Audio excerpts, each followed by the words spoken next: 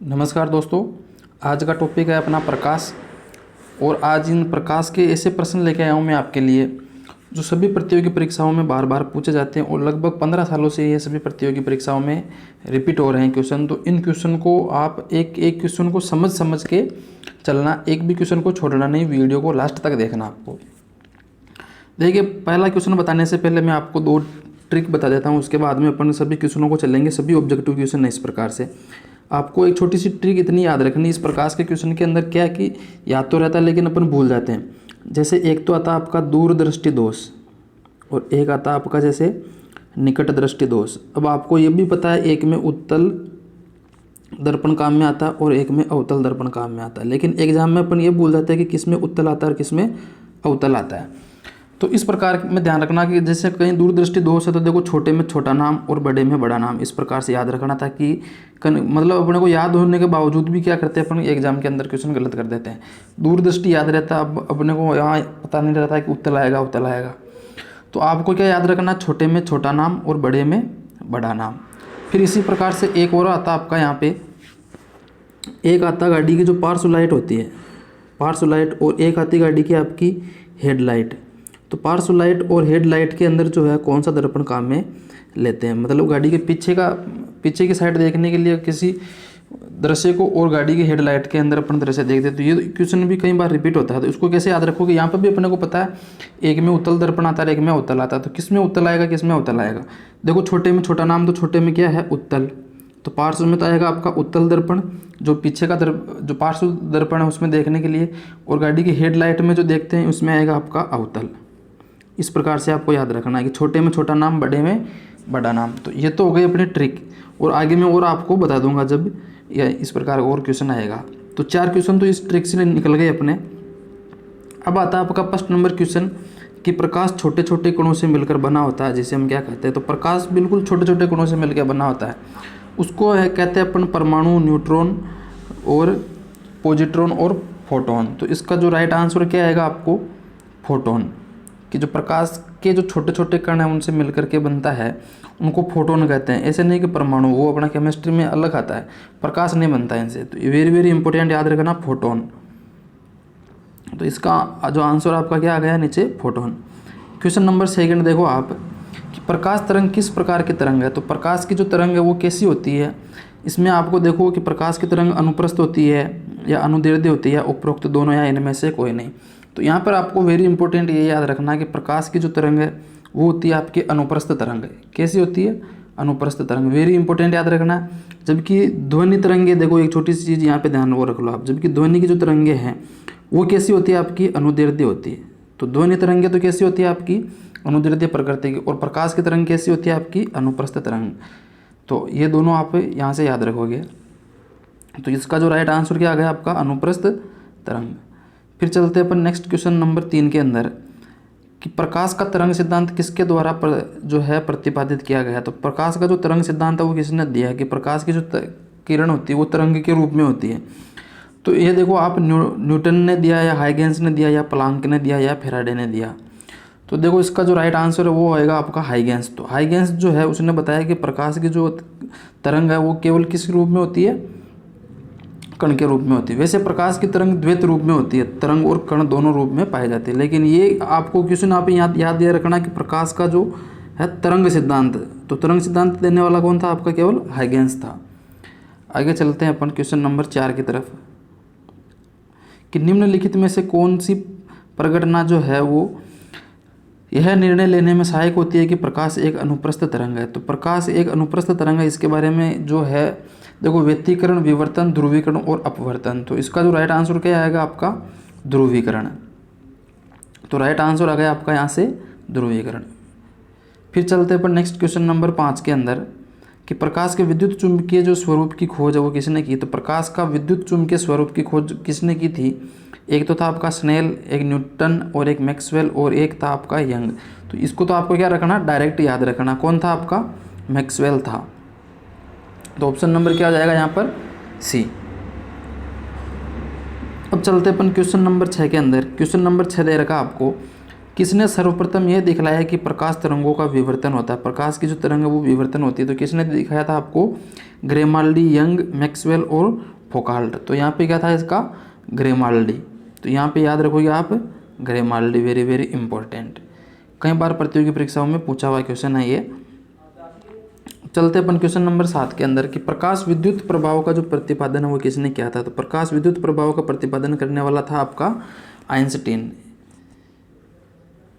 Next question आपका 8 number कि निम्नलिखित में से कौन सी घटना जो है वो प्रकाश और ध्वनि दोनों में घटित नहीं होती है? तो प्रकाश में भी घटित नहीं होती और ध्वनि में भी घटित नहीं होती है। देखो ध्वनि का चैप्टर हमने पढ़ा था, वहाँ पे बताया था मैंने कि ये जो ध्रुवण की घटना है ये न तो प्रकाश में घटित होती है और न ध्वनि में घटित होती है। तो इसका राइट आंसर क्या आएगा आपका? ध्रुवण। देखो विवर्तन, परावर्तन, अपवर्तन ये सभी अपन क्या है इस प्रकाश में पढ़ते हैं, आपने देखा भी होगा टॉपिक पढ़ते हो तब। ध्रुवण के बारे में अपन नहीं पढ़ते, ध्रुवण की घटना नहीं होती। तो इसका राइट आंसर क्या होगा आपका? ध्रुवण। क्वेश्चन नंबर है आपका देखो 9 कि किसी अवरोध की कोर से प्रकाश का मुड़ना जो है वो क्या कहलाता है? अवरोध की कोर से प्रकाश का मुड़ना, जैसे यहाँ पे अवरोध है तो इस अवरोध के किनारे से प्रकाश का मुड़ के आगे जाना। जैसे अब इधर से प्रकाश की किरण आ रही है तो दूसरा इधर कमरा है, इधर भी क्या है थोड़ी सी रोशनी रहती है, तो वो किस की वजह से रहती है? वो रहती है आपके प्रकाश के विवर्तन के कारण। कि प्रकाश का जो विवर्तन है उस वजह से क्या रहती है? दूसरे कमरे में भी प्रकाश मुड़ के चला जाता है। अब क्वेश्चन नंबर आपका 10 है कि निम्नलिखित में से कौन सा सिद्धांत प्रकाश के तरंग प्रकृति की पुष्टि करता है? कि प्रकाश जो है वो किसी रूप में होती है? तरंग के रूप में होती है। तो इसकी पुष्टि कौन करता है? न्यूटन का कणिका सिद्धांत, व्यतिकरण का सिद्धांत, प्रकाश का विद्युत चुंबकीय तरंग सिद्धांत, या फिर इनमें से कोई नहीं। तो प्रकाश का जो व्यतिकरण का सिद्धांत है वो क्या करता है? इसकी पुष्टि करता है। वेरी वेरी इंपॉर्टेंट, याद रखना इसको आप। क्वेश्चन नंबर चलता है आपका 11 नंबर कि प्रकाश विकिरण की जो प्रकृति होती है, तो प्रकाश के विकिरण की प्रकृति कैसी होती है? देखो प्रकाश, मैंने अभी बताया था प्रकाश की जो प्रकृति वो द्वैत प्रकृति होती है। कैसी होती है? द्वैत प्रकृति का होता है प्रकाश। तो अब देखो प्रकाश द्वैत प्रकृति का होता है, तो इसका कारण क्या है कि प्रकाश की जो प्रकृति द्वैत का मतलब दो होती है। दो का मतलब है प्रकाश जो है वो तरंग और कण दोनों के रूप में गति करता है। ये वेरी वेरी इंपॉर्टेंट है, 11th क्लास में आता है हालांकि, लेकिन ये आज अभी जो नया सिलेबस है उसमें क्या है ये 9th 10th में आता है आजकल। तो ये रीड के अंदर वेरी वेरी इंपॉर्टेंट क्वेश्चन बनता है। प्रकाश की प्रकृति यहाँ से एक तो आता है कि प्रकाश की प्रकृति कैसी होती है? तो प्रकाश की प्रकृति द्वैत प्रकृति का होता है प्रकाश। दूसरा आता है आपका कि द्वैत अगर नाम नहीं है तो आपको क्या देना? प्रकाश जो है वो तरंग और कण दोनों के रूप में क्या करता है? गमन करता है। Very very important. और इसके साथ में तरंग प्रकृति जो है इसके बारे में किसने बताया था और कण प्रकृति के बारे में किसने बताया था, ये अभी अपन पढ़ चुके हैं। क्वेश्चन नंबर 12 दे रखा आपको, प्रकाश के चिकने पृष्ठ से टकराकर वापस लौटने की घटना को क्या कहते हैं? अब प्रकाश का कोई भी चिकना पृष्ठ है उससे प्रकाश क्या करेगा? लौट जाएगा वापस। मतलब उसी, जैसे सपोज मान लो यहाँ पर कोई इधर कोई एक चिकनी पृष्ठ है, इधर प्रकाश की किरण जा रही, तो ये वापस इसी माध्यम में अगर लौट जाती है तो इसको कहते हैं प्रकाश का परावर्तन। क्या कहते हैं? प्रकाश का परावर्तन। लेकिन अगर सपोज मान लो कि जैसे अगर यह आपका कोई भी माध्यम है, इधर से प्रकाश की किरण आ रही और वो अगर आगे निकल जाती तो इसको बोलते हैं अपवर्तन। और अगर जिस माध्यम में अगर आई है वो उसी माध्यम में लौट जाती है, जैसे ये इधर से प्रकाश की किरण आई वापस अगर ऊपर लौट गई, इधर आई और वापस ऐसे चले गई, इसको बोलते हैं अपन प्रकाश का अपवर्तन। तो यहाँ पे जो राइट आंसर क्या आ जाएगा आपका? प्रकाश का अपवर्तन। वेरी वेरी इंपॉर्टेंट, याद रखना यहाँ से आप। चलता आपका क्वेश्चन नंबर 13 कि प्रकाश में ध्रुवण की घटना से यह सिद्ध होता है कि प्रकाश की जो तरंगे वो कैसी है। देखो ध्रुवण का मतलब है प्रकाश के अंदर ध्रुवण की घटना से क्या पता चलता है कि प्रकाश की जो किरण जो प्रकाश तरंगे वो तीक्ष्ण होती है या प्रगामी होती है या अनुप्रस्थ होती है या अनुदैर्ध्य प्रकृति की होती है। तो इसका राइट आंसर क्या जाएगा आपका? प्रकाश की जो तरंग है वो कैसी होती है? अनुप्रस्थ तरंग। ये अपना पहला क्वेश्चन पढ़ा था हमने कि प्रकाश की तरंग कैसी होती है? अनुप्रस्थ तरंग। और देखो अनुप्रस्थ तरंग का मतलब ये होता है जैसे प्रकाश की जो इस प्रकार से जैसे प्रकाश है वो तरंग गति कर रही है आपकी, है ना, और कंपन अगर इस प्रकार से है ना क्या हो, अगर इसके लंबवत हो, प्रकाश की किरण की लंबवत अगर तरंग संचरण हो उसको बोलते हैं अपन अनुप्रस्थ। और जिधर अगर प्रकाश की तरंगें जा रही उसी माध्यम में अगर प्रकाश तरंग कंपन अगर उसी के मतलब समांतर हो तो वो होती है आपकी अनुदैर्ध्य तरंग। तो ये आपका वेरी इंपॉर्टेंट, याद रखना यहाँ से आप। अब आपका क्वेश्चन नंबर 14 कि सूर्य लगभग 4 गुणा 10⁻26 जूल प्रति सेकंड की दर से ऊर्जा दे रहा है। सूर्य से इतनी ऊर्जा निकलने से उसका द्रव्यमान किस दर से कम हो रहा है। वेरी वेरी इंपॉर्टेंट क्वेश्चन बनता है यहाँ से। इसको याद रखना आपको डायरेक्ट। तो ये आपको क्या है, याद रखोगे आप कि 4 गुणा 10⁻9 किलोग्राम सेकंड इनवर्स, ये क्या है इसका राइट आंसर होता है। देखो यहाँ पे दे रखा आपको 4 गुणा 10⁻9 किलोग्राम प्रति सेकंड, इसको इन्वर्स बोलते हैं। इसका मतलब होता है कि 4 गुणा 10⁻9 किलोग्राम प्रति सेकंड, ऐसे होता है। तो ये सेकंड ऊपर जाता है तो क्या आ जाएगा यहाँ पे, सेकंड को अपन -1 से मतलब इन्वर्स बोलते हैं, सेकंड इन्वर्स। इसको वेरी इंपॉर्टेंट याद रखना आपको। क्वेश्चन नंबर 15 दे रखा, प्रकाश का वेग सर्वप्रथम किसने ज्ञात किया। तो प्रकाश का वेग सबसे पहले गैलीलियो, न्यूटन, रोमर और माइकलसन। तो इसका जो आंसर है वो क्या आएगा आपका, रोमर। तो सबसे पहले प्रकाश का जो वेग है इसके बारे में किसने बताया था, आपका रोमर ने बताया था। फिर चलते हैं अपन नेक्स्ट क्वेश्चन। क्वेश्चन नंबर है आपका 16, प्रकाश का वेग अधिकतम होता है। तो प्रकाश का जो वेग है वो अधिकतम कहाँ पे होता है। देखो प्रकाश का वेग वेरी वेरी इंपॉर्टेंट क्वेश्चन है ये, कि प्रकाश का वेग सबसे अधिक होता है आपका निर्वात में। निर्वात में प्रकाश सबसे अधिक गति से क्या करता है, गमन करता है। तो यहाँ पर वेरी इंपॉर्टेंट याद रखो कि प्रकाश जो है उसका वेग सबसे अधिक कहाँ पे होता है, आपका निर्वात में। जबकि ध्वनि जो है निर्वात में कभी भी गमन नहीं करती। ये भी यहाँ पे आप वेरी इंपॉर्टेंट याद रखोगे। मैं प्रत्येक क्वेश्चन को आपको समझा के करवा रहा हूँ, ऐसे नहीं रटवा रहा हूँ। हर एक क्वेश्चन को आप समझ के कर सकते हो। चाहे क्वेश्चन आप 10 कम पढ़ो, लेकिन जितने भी क्वेश्चन पढ़ो उनको आप कंप्लीट याद हो जाने चाहिए। और जिन्होंने चैनल को सब्सक्राइब नहीं किया, प्लीज़ चैनल को सब्सक्राइब जरूर कर देना और बेल आइकन को प्रेस कर देना, ताकि आने वाला प्रत्येक नए वीडियो की नोटिफिकेशन आपको समय समय पे मिलती रहे। क्वेश्चन नंबर 17 आपका, कि माध्यम के तापमान में वृद्धि के साथ जो प्रकाश की गति है। तो माध्यम के तापमान में अगर वृद्धि होती है तो उसमें प्रकाश की गति जो होती है उस पर कोई प्रभाव नहीं पड़ता, वैसी की वैसी रहती है। जबकि अपन क्या करते हैं, या तो उसको ऑप्शन में देखते हैं या तो बढ़ेगी या घटेगी, तो इन दोनों में से कोई ना कोई करके आ जाते हैं। जबकि क्या है, देखो यहाँ पर राइट आंसर की प्रकाश की गति कैसी रहती है, वैसी की वैसी रहती, कोई इफेक्ट नहीं पड़ेगा। चाहे कितना ही आप तापमान बढ़ा दो, प्रकाश की गति वो की वही रहेगी। वेरी इंपॉर्टेंट क्वेश्चन था। क्वेश्चन नंबर आपका ये 18, ये भी वेरी वेरी इंपॉर्टेंट क्वेश्चन है। इसको मतलब आप याद करना इसको कंप्लीट रूप से, कि जल एक तो दे रखा आपको फर्स्ट नंबर जल, एक दे रखा कांच और एक दे रखा आपको हीरा। ये 3 क्या दे रखे हैं आपको, अलग अलग दे रखे माध्यम। तो प्रकाश की चाल निम्न में से सबसे ज़्यादा किस में होती है, सबसे कम। देखो ये इसका मतलब होता है अधिक, तो सबसे अधिक किसकी होगी, फिर उससे कम किसकी होगी, फिर उससे कम किसकी होगी। तो इनको आपको क्या याद रखना, ये क्रम याद रखना आपको। प्रकाश जो है वो सबसे ज़्यादा, जो अगर ये तीनों दे रखे हैं जल, कांच और हीरा, तो प्रकाश सबसे अधिक जल में गमन करेगा, उससे कम कांच में और उससे कम हीरे में। तो ये क्रम आपको याद रखना, सबसे ज़्यादा जल, फिर कांच और फिर हीरा। वेरी वेरी इंपॉर्टेंट याद रखना इस क्वेश्चन को, कई बार प्रतियोगी परीक्षाओं में पूछा गया है। जो विशेष रूप से रीट की तैयारी कर रहे हैं, पटवार की तैयारी कर रहे हैं, उनके लिए विशेष रूप से याद रखना। और रेलवे के अंदर तो ये प्रश्न कई बार पूछे जाते हैं। क्वेश्चन नंबर 19 दे रखा आपको, चंद्रमा से पृथ्वी तक आने में प्रकाश को लगभग कितना समय लगता है। तो चंद्रमा से पृथ्वी तक आने में, देखो आप गलती क्या करते हो, या 8 मिनट कर देते हो। देखो जो प्रकाश, सूर्य का प्रकाश जो होता है ना, उसको नीचे आने में 8 मिनट और 16 सेकंड का समय लगता है। जबकि यहाँ पर ये क्या पूछ क्या रहा है, चंद्रमा से पृथ्वी तक आने में प्रकाश को लगभग कितना समय लगेगा। तो चंद्रमा से आने में उसको ना कितना समय लगता है, मात्र 1 सेकंड का समय लगता है। वेरी वेरी इंपॉर्टेंट याद रखना, जैसा कि नीचे दे रखा आपको 1 सेकंड। अब चलते हैं अपन नेक्स्ट क्वेश्चन के अंदर। क्वेश्चन नंबर 20, सूर्य की रोशनी को पृथ्वी तक पहुंचने में लगभग कितना समय लगता है। तो सूर्य की रोशनी को पृथ्वी तक पहुंचने में लगभग कितना समय लगता है, आपको लगभग पूछ रहा है। वैसे 8 मिनट और 16 सेकंड लगता है, जो मैंने अभी बताया था आपको, लेकिन यहाँ पे 16 सेकंड ऑप्शन में नहीं दे रखा। तो कितना दे रखा आपको, 8 मिनट। तो आपको क्या करना, ऑप्शन नंबर ए 8 मिनट, इस प्रकार से दे रखा 8 मिनट।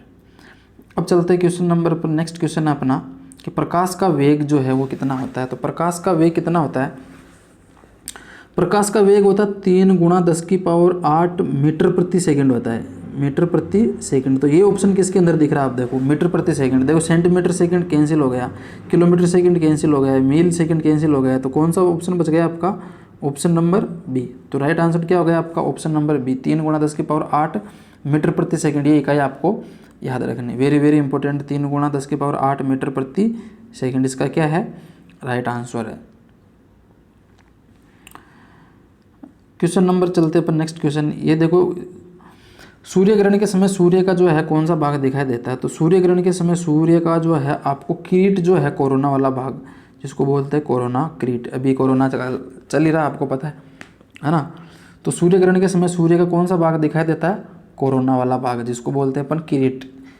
पूरा भाग दिखाई नहीं देता। वेरी वेरी इंपॉर्टेंट, याद रखना, ये जैसे कि दे रखा आपको किरीट या कोरोना। अब देखो क्वेश्चन दे रखा आपको पूर्ण सूर्य ग्रहण का जो है अधिकतम समय कितना होता है? तो जब पूर्ण सूर्य ग्रहण होता है उसका अधिकतम समय होता है आपका 460 सेकंड। 460 सेकंड से ज़्यादा सूर्य ग्रहण का समय नहीं होता। वेरी वेरी इंपॉर्टेंट, याद रखना। और कई बार क्या है, ये मिनट के अंदर पूछा जाता है, तो मिनट में पूछा जाता है तब क्या करोगे आप, 460 सेकंड में किसका भाग लगा देना आप, 60 का भाग लगा देना। तो 0 से 0 कैंसिल कर देना। तो 6 से कितने बार काटोगे आप, 6 चंग 36, 6 7 42, तो 7 तो पूरा पूरा जाएगा और 42 तो बचा कितना इधर, 4/6। तो एक तो इस रूप में आता है कि 7 सही 4/6 आ सकता है। अगर ये नहीं आएगा तो ये इस प्रकार से भी आ सकता है, 7 सही 2/3। 2 से अगर इसको कैंसिल करेंगे, 2 दूनी 4 और 2 तिया 6, तो 7 सही 2/3 मिनट, या फिर 7 सही 4/6 मिनट, या फिर 460 सेकंड। ये किसी भी रूप में पूछा जा सकता है क्वेश्चन। अगला क्वेश्चन है आपका, देखो ये क्वेश्चन 4 दिख रहा है लेकिन 4 नंबर नहीं, ये 20 के बाद में है, ये 24 नंबर क्वेश्चन आपका, कि सूर्य ग्रहण तब होता है जब, सूर्य ग्रहण कब होता है? वेरी वेरी इंपॉर्टेंट है क्वेश्चन है ये रेट वालों के लिए, कि सूर्य ग्रहण कब होता है, कि जब सूर्य कहाँ होता है। देखो वेरी वेरी इंपॉर्टेंट है कि सूर्य ग्रहण जो है तब होता है जब सूर्य क्या होता है, चंद्रमा के बीच में होता है। वेरी इंपॉर्टेंट, याद रखना। सूर्य ग्रहण कब होता है? जब सूर्य चंद्रमा के बीच में होता है, तब क्या होता है, सूर्य ग्रहण होता है। वेरी वेरी इंपॉर्टेंट, याद रखना इसको। फिर नेक्स्ट क्वेश्चन चलते हैं अपन,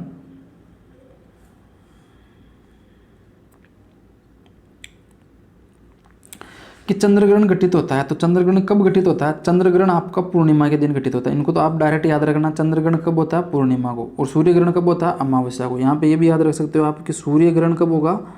सूर्य ग्रहण होता है आपका अमावस्या को, और चंद्रग्रहण कब होता है आपका? पूर्णिमा को। वेरी इंपॉर्टेंट क्वेश्चन, याद रखना यहीं से।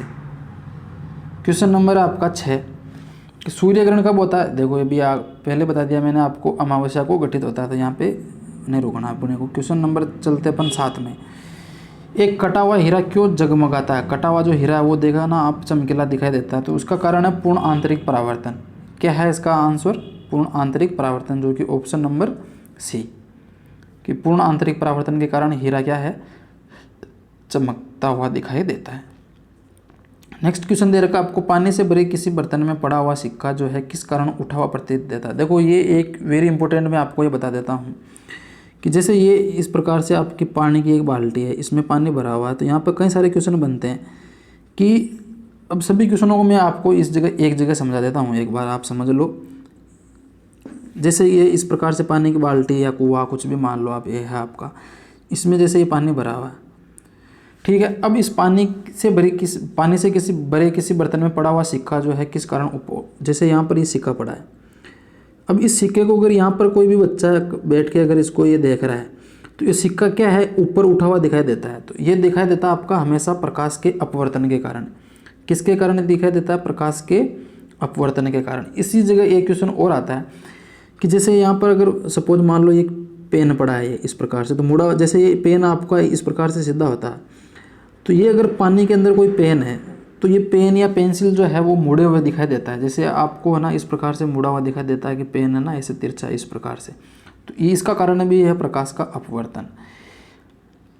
जितने भी है, एक सेकंड क्वेश्चन इसमें, तीसरा क्वेश्चन ये बनता है कि जैसे कोई भी एक कुआं है, तो उस कुएं का जो पेंदा है ना वो ऊपर उठा हुआ दिखाई देता है। जैसे ये पेंदा है, तो ये पेंदा क्या है अपने को ना जैसे इस जगह से थोड़ा सा यहाँ ऊपर उठा हुआ दिखाई देता है, तो इसका कारण भी होता है प्रकाश का अपवर्तन। तो 3 क्वेश्चन हो गए आपके, कि पानी के अंदर सिक्के का ऊपर उठा हुआ दिखाई देना, पेन या पेंसिल का मुड़ा हुआ दिखाई देना, और पानी के अंदर जैसे कुआं है तो उस कुएं के पेंदे का ऊपर उठा हुआ दिखाई देना। ये सभी किसके कारण है? प्रकाश के अपवर्तन के कारण। वेरी वेरी इंपॉर्टेंट, याद रखना इसको। अब चलते अपन नेक्स्ट क्वेश्चन की तरफ। प्रकाश का अपवर्तन बता दिया मैंने, इसका आंसर आपको पहले, कि पानी से लटकाकर बैठे हुए व्यक्ति को उसका पैर उठा हुआ या छोटा दिखाई देता है। ये वही बात है, जैसे अंदर बैठा है तो इस प्रकार से उसका पैर है अंदर, इसे पैर लटका के बैठा तो उसका पैर ऊपर उठा हुआ देता है या छोटा दिखाई देता है। तो ये भी क्या, प्रकाश के अपवर्तन के कारण ही घटना घटित होती है। मैंने अभी बताया था आपको, प्रकाश का अपवर्तन। अब चलते अपन क्वेश्चन नंबर 10 के अंदर। जब कोई कॉम्पैक्ट डिस्क जो है सूर्य के प्रकाश में देखी जाती है तो इंद्रधनुष के समान रंग दिखाई देता है। इसकी व्याख्या जो है वो की जा सकती है। तो इसकी व्याख्या करने के लिए आप क्या करते हो, यह आपका ऑप्शन नंबर ए, परावर्तन एवं विवर्तन की जो है परिघटना है, इसके आधार पर अपन क्या करते हैं, इसकी व्याख्या कर सकते हैं। तो ये हो गए आपके आज के सभी क्वेश्चन। उम्मीद करता हूँ दोस्तों आपको ना क्वेश्चन अच्छे लगे होंगे, और अगर इसी प्रकार अच्छे क्वेश्चन लगे, आपको मैटर अच्छा लगा है तो प्लीज़ चैनल को सब्सक्राइब करना, बेल आइकन को प्रेस करना, और जो भी आपकी महत्वपूर्ण राय है वो वीडियो के कमेंट बॉक्स में कमेंट करके ज़रूर बताना। और ये चैनल है अपना VT मैथ्स क्लासेज।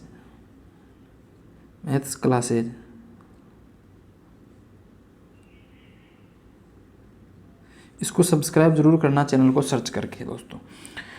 तो उम्मीद करता हूँ दोस्तों वीडियो आपको अच्छा लगा होगा, और अगर अच्छा लगा है वीडियो वास्तव में तो आप चैनल को सब्सक्राइब करना ज़रूर करना, और चैनल को सब्सक्राइब करने के बाद में वीडियो को लाइक और शेयर ज़रूर कर देना। और मिलते हैं अगले नेक्स्ट कंटेंट के साथ में, और अगला कौन सा टॉपिक पढ़ना वो वीडियो के कमेंट बॉक्स में कमेंट करके ज़रूर बताना। धन्यवाद दोस्तों।